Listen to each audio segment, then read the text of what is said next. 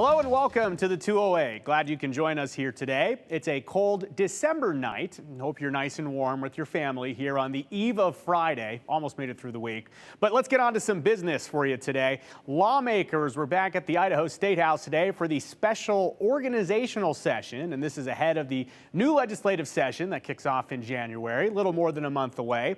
The org session, as they say, it's meant to solidify the committees and leadership roles that will largely shape policy discussions for the next few years in our state.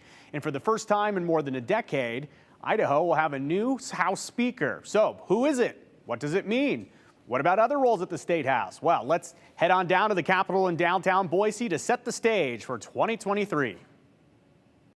The day began as a mix and mingle morning at the Idaho State House. Lawmakers, brand new and tenured, shuffled the floor as history waited.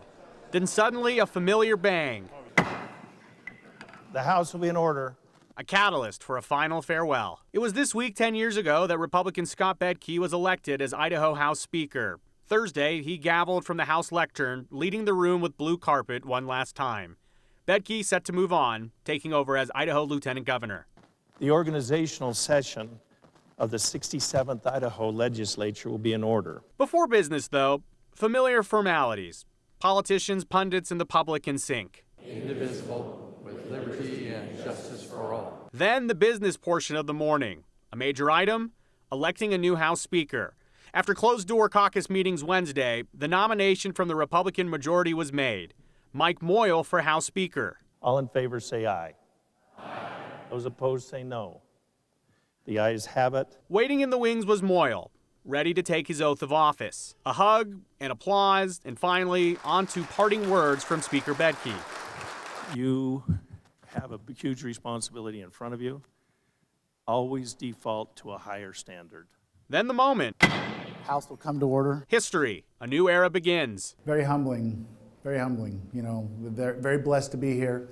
But there's a lot of work to do as we try to unite the House and get everything done that needs to be done. Republican Mike Moyle has served in the Idaho legislature since 1998, and he's worked closely with Bedke since. The pair shared a moment on the floor, a moment that belongs to them, but is still an interesting visual. Scott and I have been here for a little bit. We've been friends for a long time.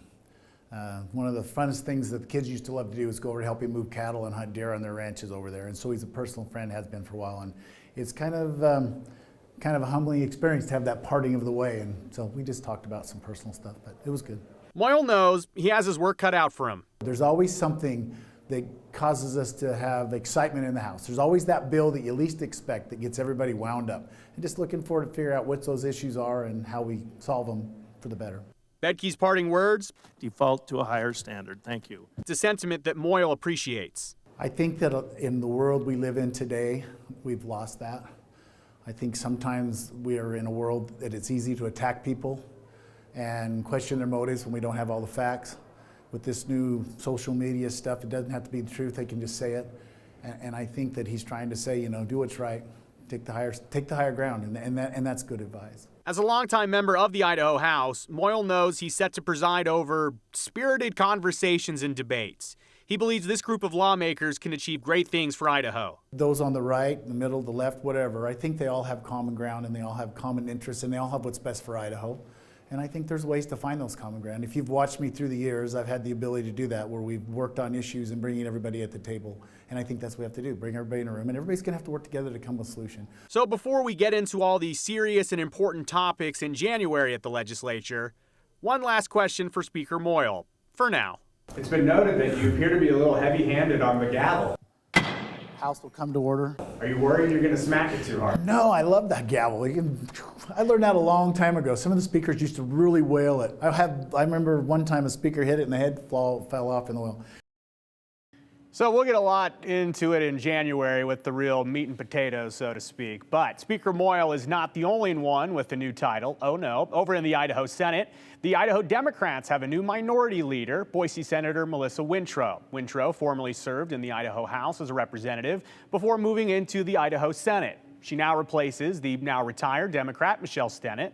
And I spoke with Wintrow about her new role this afternoon and her thoughts on a House and Senate that look vastly different than it did last year, setting up a whole new dynamic at the State House. I never dreamed I would run for office ever. And when somebody tapped me on the shoulder and said, hey, you might should do that, I'm just so glad that I did. It's been a blessing to serve this state, to be in a position to help just everyday folks and really try to push for policies that really help people. There is a lot of change in this body. So I'm a little, I'm just not sure. I'm hopeful.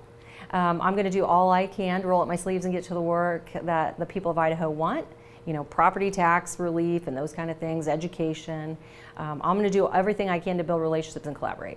And with a lot of new people, though, you just don't know, because I remember when I was first elected, I was deer in the headlights. You know, they talk about that fire hose in your face.